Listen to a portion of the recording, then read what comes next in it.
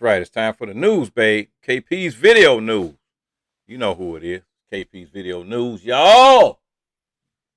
And just trying to do what I got to do to make the day go by and keep you informed at the same time, Jack. KP's Video News, man. You know, coming to you live, coming to you real, coming to you raw. So, let me get started right away. We got an Ohio police officer shoots and kills a man who was firing shots into the air on New Year's Eve night. You know how people do that. You know, it's been a tradition for who God knows how long. Uh, you know, a lot of people stopped doing it. I've done it decades ago. I don't do that any longer. People would just go out and just shoot the gun up in the air on New Year's. Hey, not really thinking, man, about whatever. But spots I was doing, I was kind of like in a little rural area, so not in the middle of the city. Anyway, on New Year's Day in Canton, Ohio, a black man was firing a gun into the air minutes after the start of 2022. Seconds later, body camera footage shows that a police officer fired through a wooden fence, killing the man, according to the report. The dead man was 46-year-old black man James Williams, who had 4 daughters and 2 stepdaughters. And on the video, Mr. Williams appears to be obscured by the fence, which separates him from the officer. The sound of Mr. Williams firing repeated gunshots can be heard, and smoke can be seen rising into the air behind the fence as the officer approaches with his gun drawn. The officer fires repeatedly into the fence without saying anything. After he finished shooting, he says, "Shots fired," and yells, "Police, get down now. Police, get down now." Let me read that again. The officer repeatedly into the fires. He shot repeatedly into the fence without saying a word. After he finished shooting, he says, shots fired," and yells, "Police, get down now. Police, get down." Uh, Mr. Williams' widow, Marquetta Williams, stated that her husband had been firing her AR-15 into the air to celebrate New Year's when the officer fatally shot him through the family's 6-foot wooden fence. She said that other people in the neighborhood had also been firing into the air to celebrate the New Year. Ms. Williams said that she had been standing a foot or two from her husband inside the back door of their home when he was shot. Out of the blue, he got shot. He got hit. And Ms. Williams stated, "I don't know where it came from. Nobody said anything. They didn't say police. They didn't say freeze. They didn't say drop your weapon. They just shot him." And I wonder why their house was the one that was targeted when allegedly multiple people in the neighborhood had also been firing their guns into the air. And the shooting is being probed by the Ohio Bureau of Criminal Investigation. The officer, whose name has not been released, has been placed on leave, and all the evidence, including the body camera footage and guns, has been turned over to the Bureau. The Canton Police Department released a statement about the shooting, and earlier this week, a vigil was held outside the house of Jameson Williams. Sierra Mason, a community activist, has accused the officer of senselessly shooting without knowing who was behind the fence, according to the New York Times. And we should still be celebrating 2020, Miss Mason said, according to the Times, but instead we are mourning another black man for doing the same thing white folks do, and it makes me sick. Wow. Wow. So, here we go. This is a funny story right here. ah, Funny story. We got a white supremacist group called the Patriot Front that got heckled out of a Chicago march, and white supremacist group encountered a less than receptive crowd during an anti-abortion march in Chicago on Saturday, clad in khaki pants, blue jackets, and white t-shirts. Uh, uh, Members of the Patriot Front walked through walked through the freezing streets of the Windy City bearing upside down American flags and the banner reading "Strong strong families make strong nations." They tried to join a March for Life, but anti-abortion rights demonstrators had other ideas, heckling the racists with taunts, saying, "Who do you guys think you are? And what are you guys carrying shields for?" Cars honked at them as well, and the white supremacists eventually ceded to their detractors and broke off from the march. They ended the day with reportedly extended wait for their transportation in the snow. The group is no stranger to the logistical difficulties. The Patriot Front was spotted in disarray in Washington, D.C., stranded for hours waiting for pickup with rented U-Haul trucks. Oh man, these guys are a bunch of clowns.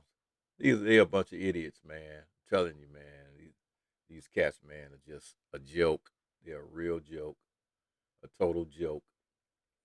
So anyway, this story here, man, is something that people got to really wake up and pay attention to, because we got these people that are trying to erase Black history in this country. They're trying to remove Black history from the schools and from the history books, as if to say that slavery and all this other Jim Crow and all these other garbage things that happened in this country never happened.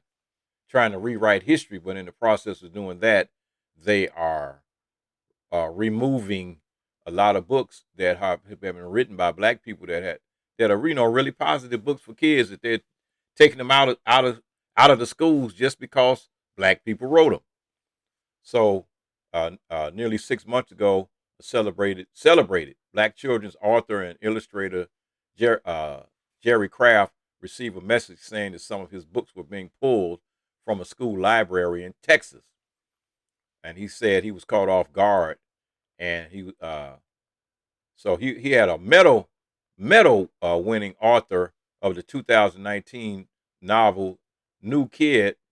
Said, "I felt bad for the kids because I know how much they love New Kid and Class Act, which were two books that he wrote, and I know what's my school visits do.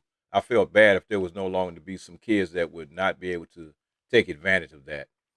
The person who sent the message to Kraft was from Katy, Texas, a town near Houston that has been under fire for attempts to limit public access to books that teach about racism.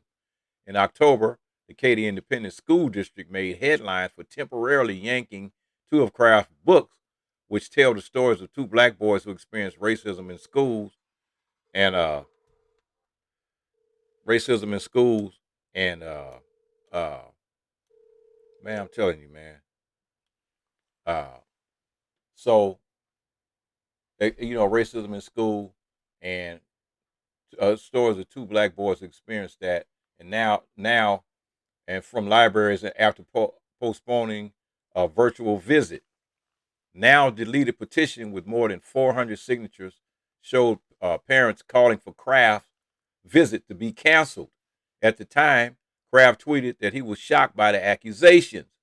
Apparently, "I'm teaching critical race theory," Kraft wrote in response to a parent confused about the ban, citing the decades-old academic and legal framework that teaches about racism in America.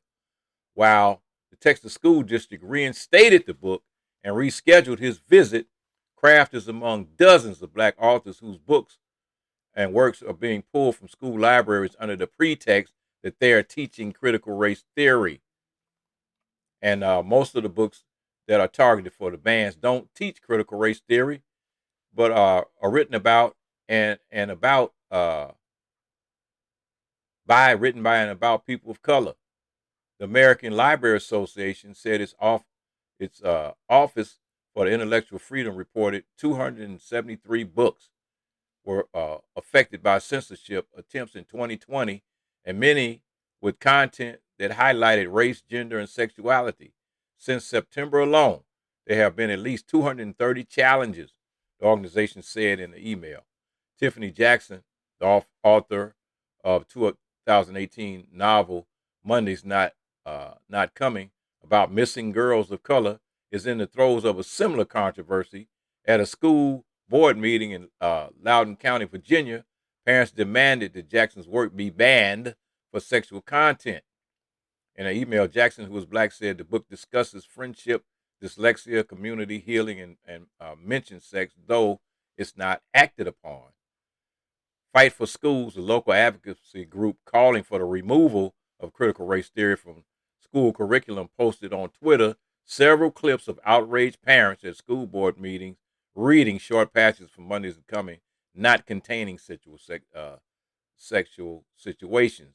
Jackson said the attacks on her work are distressing. It's hurtful to go through this, to be considered such a monster, allegedly corrupting children, Jackson wrote in the email. I had to go back and reread my own book to determine if I was reading the same story. Monday is not about sex. Reading is fundamental, but context is everything. Thus, it's sad to see these school parents caught up in the game, uh, the game of nonsense. Wow. So they have people that uh, the ALA Office for Intellectual Freedom said many of these book challenges are driven by social media and target stories about people of color.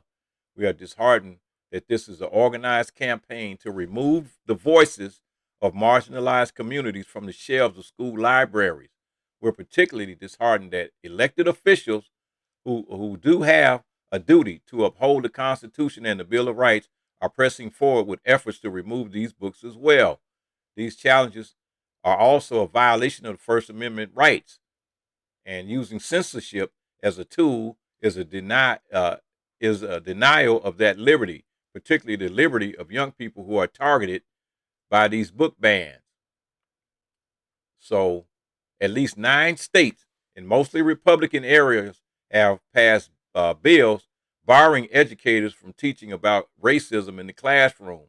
And many parents and school boards in these states are doubling down on removing books that are related to LGBT, whatever, people and communities of color from local and school libraries. The director of communications for National Coalition Against Censorship, an organization advocating for against censorship on all media platforms, said the challenges are demanding to all stakeholders. Pellerisi said educators are forced to either comply or face consequences for protesting it, while students are deprived of narratives that reflect their real lives. When the vast majority of stories are being censored and being called things like dangerous, tells the stories of historically marginalized communities, that directly reflects on students, uh, that their own stories and their own lives aren't fit for consumption either. I'm telling you, man, they're going to all out attack. Yep. So these people stated, one person named Reynolds said they never met a young person that was afraid to read his books, adding that opponents are doing everything they can to stop young people from the things that scare them, not the things that scare the children. So they're basically afraid that their children are going to grow up with sympathy for black blacks, Hispanics, and other people that are not white. It's sad. It's a sad day. So moving on to the next story, they had a litter enforcement officers that are urged to target black and Asian people. Gary Forrester told the Employment Tribunal staff were told to go after minorities because they are less likely to understand the law. An ex-employee is suing a litter enforcement firm, claiming he was sacked for blowing the whistle after allegedly being told to target ethnic minorities with fines. Gary Forrester, 39, told an employment tribunal staff uh, were under daily threat of being fired if they did not issue enough fixed penalty notices. They were told to go after minorities because they were unlikely to challenge penalties and were less inclined to understand the law. In a witness statement provided to the tribunal, the former team manager who was stationed in the borough of Barnett said that his boss issued the order after becoming frustrated and angry when staff could not issue more littering and fly tipping penalties for legitimate reasons. He also alleged his contractor would encourage staff to work in other areas that had contracts with the firm while still charging the local authorities they were supposed to do in. In his words, a double or triple billing was involved. An employee claims he was wrongfully dismissed uh, because he used allegations of racist and transphobic posts in a staff WhatsApp group as an excuse to sack him for what he claims were protected disclosures, something which he denies. And Mr. Forrester was hoping to get his job back, uh, pro- providing the chief executive issues with him an apology and assurances that alleged practices will stop. So, or compensation and reimbursement of costs for as an alternative option. He also claims he was a victim of direct race discrimination. In a response document presented by the tribunal, uh, the lawyers disputed the claim. Mr. Forrester was a whistleblower who was unfairly dismissed and denied ever targeting ethnic minorities. The firm stated any disclosures which were made were cynical in order to attempt to prevent a legitimate disciplinary process and were therefore not in good faith. And it added the firm had a whistleblowing procedure and investigates robustly, and and adheres fully to protect the people who make those disclosures. Yep. So the latest revelations comes after racial disparities in the issuing of police fines and under coronavirus regulations were revealed a few months ago. Black, Asian, and minority ethnic people who were at least 50% more likely to receive coronavirus lockdown fines than those who were uh, white between March 27th and June 8th. Wow, that's crazy, man. Yep, yeah. Go ahead and fine them. They don't understand the law, so just fine them. Yep. And it's a lot of stories, man. But this is what's going on. What they're trying to people in Washington D.C. This is what they're doing to your kid, folks. You need to pay attention to this. They're trying to, instead of uh, classifying all of these militia, these white far right militia groups, and these groups that are basically homegrown terrorists that are, you know, that terrorize people and putting them on the terrorist list. Instead, what to try to what they're really doing right now is that they're putting more and more kids, overwhelmingly black kids, in this new DC gang database. And this is not just in Washington, not just in Washington D.C. This is a D.C. story, but it's happening nationwide. And the D.C. Council wants answers about where the Metropolitan Department is growing secretive gang databases. Washington D.C. Metro Police Department's gang database almost tripled in size, and nearly 9 out of 10 entries in the race listed are black people who make up 46% of DC's population, according to internal records obtained. And the records also include a breakdown of gang database entries by zip code, a partially redacted spreadsheet of the database, and internal Metro Police Department slideshow. The documents and data show that the gang database contains increasingly proportions of children and people with tenuous ties to groups the MPD has labeled as gangs. The Public Defender Service for the District of Columbia received the records in 2 batches in response to a Freedom of Information Act request in July about the gang database. Uh, the PDS shared its finding with Defend MPD, a coalition of DC organizations formed during the 2020 police brutality protests, which shared the records with the And the MPD's own data confirms what community members have known and felt for years, that gang policing in this city discriminatorily targets black and brown D.C. residents. And the staff attorney at Just Futures Law and immigrant rights law firm and member of Defend MPD Coalition. And like many police departments, the MPD maintains a list of suspected gang members, keeping the public in the dark about whom officers add to it. Details about the MPD's gang trafficking efforts first came public last summer after the Transparency Collective distributed Denial of Secrets published internal MPD criminal intelligence branch's documents that had been hacked by a ransomware group known as Babuk. In June, The Intercept published an article based on those documents, revealing that the MPD's database of supposed gang members is riddled with errors, employs nebulous criteria, and is used to justify aggressive policing of black communities. The MPD did not respond to the email questions in June or for this article, and reporting on the gang database comes amid a renewed push for police reform and accountability in D.C. And the D.C. Council passed the district's 2020 22 budget with an amendment phasing out the MPD school resource officer program, citing that the banning the MPD from using intelligence from the school cops to add students to the city's gang database. Then in November, D.C.'s Police Reform Commission announced that it will reconvene to evaluate MPD reforms efforts, citing a need for more urgent progress and a host of MPD controversies, including the gang database revelations.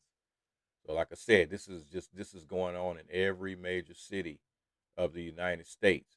Every major city has a gang database, and if you have kids out there that are teenagers, and you tell them this is what you need to tell them, if the cops come up to them and they might be going down the street just going to play basketball, 3 or 4 kids, the cops pull them over and they jack them up and they harass them. Tell them, you need to talk to my parents. First of all, you need to talk to my parents. No, I'm not answering any questions. You need to talk to my parents.